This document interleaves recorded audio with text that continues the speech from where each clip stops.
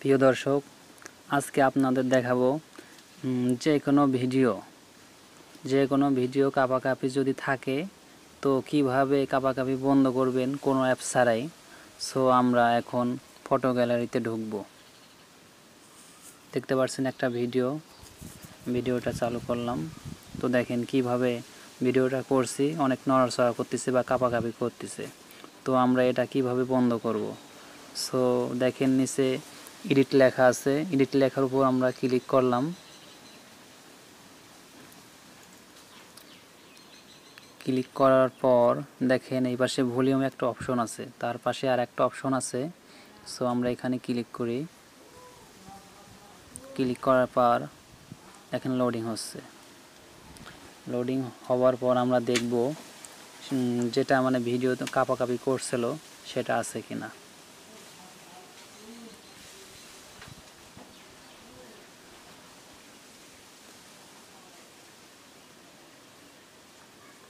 Hello guys, দেখুন ভিডিওটা এখন ক্লিক করব, আপনারা দেখবেন ভিডিওটা কাঁপাকাঁপি আছে কিনা।